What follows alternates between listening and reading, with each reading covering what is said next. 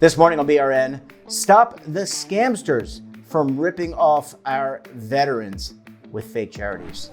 And joining me now to discuss this, retired Lieutenant Colonel John Stark with Charities for Vets. Lieutenant Colonel, great to see you. Thanks for joining us on the program this morning. Thanks for having me on here, Jeff.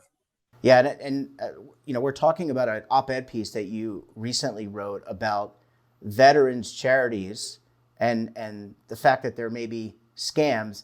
Let me start off with a basic question: How big is this issue? Are there a lot of fake charities in the marketplace that are looking to scam or trick our veterans?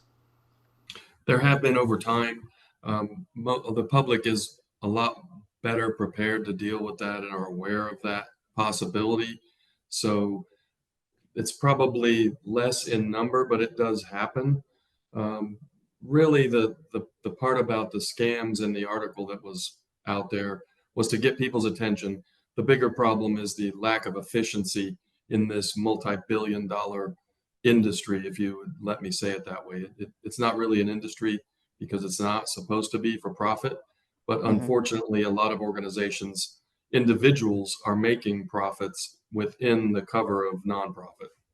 So let's explore that. I want to talk about the second part in a minute, but let's talk about efficiency. Let's talk, how do you make what is a marketplace more efficient? And I know charities, let's back up. First, tell us about Charities for Vets, because I think that'll help lay everything else out.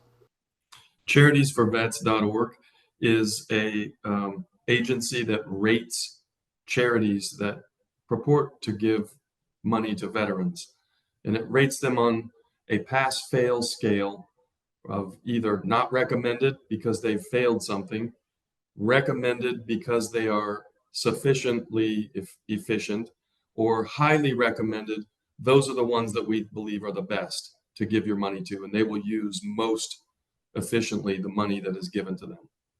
Okay, so you mentioned again the word efficiency. What does that mean? Does that mean the operational efficiency of the charity, or does it mean the use of the proceeds? Meaning they're not taking a lot of money off the top. Most of the money is being directed into the charity's purpose. Efficiency just means how much of every dollar is going to veterans. If you say that you're a charity for veterans, you should be spending most of the money on veterans and not on overhead or advertising or investments or something else.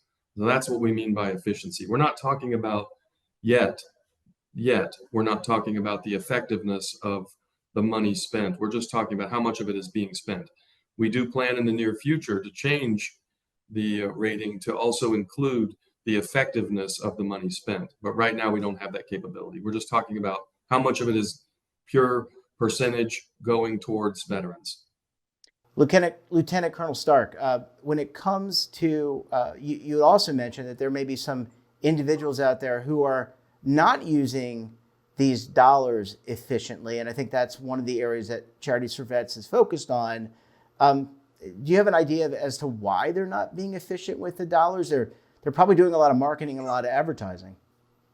Some of them collect millions of dollars and they'll spend half of it on veterans and then keep the rest of it. Maybe they plan to do something in the future. Maybe they just were not prepared to do something with the money. We don't really know the reason why for each one, but if you look at some of the most highly recommended charities for veterans, such as the Tunnel to Towers, they're in the high 90s of giving money to veterans, high 90% every year. And there are other ones, and I won't call them out by name, they're spending in the 50s or 60s. Now, you may find a veteran who's maybe even a quadriplegic and they've helped them and they've done something great for them and they've probably revolutionized someone's life. But they have a lot of other potential and they're using that money for something else, whether it be having events or just paying the people that run the charity. And we don't think that's the best way to give money. There's nothing wrong with someone taking money and using half of it to save someone's home to be used better by a paraplegic veteran. But it is better to give someone money who spends 95% of the money on helping veterans that have problems. And That's our philosophy. yeah, no, I think it's obviously a very valid philosophy. And who would know what veterans need more than a veteran, right? I mean, I think that's the thesis behind Charities for Vets. Uh, let's talk about some lessons. Are there some lessons for veterans and their families, or just regular citizens looking to give to help the veteran community? Do they need to do more? It seems like they need to do more research. Well, luckily for them, our website is free. You don't have to pay anything. You just go in there, you type the name of the organization, and it'll tell you our grade. And our grade is just one of those three, either highly recommended, recommended, or not recommended. And they do change. We have a team of people that look at the tax returns of these organizations, and they determine how much of their money is being used to help veterans, and that's what we grade them on. So if they just go to our website, charitiesforvets.org, they can see very quickly. You can do other types of research, but most of it is not going to be focused on that percentage of income and how much they're using for veterans. It's going to be focused on a specific story about one veteran that they may have helped. And that may or may not be the way you should look at it. And also, let's talk about organizations. There are a lot of private sector firms that I think partner with, want to help veterans, and they want to partner with veteran-related charities. I would imagine this source is very important for an organizational foundation or a charity wing of a major organization.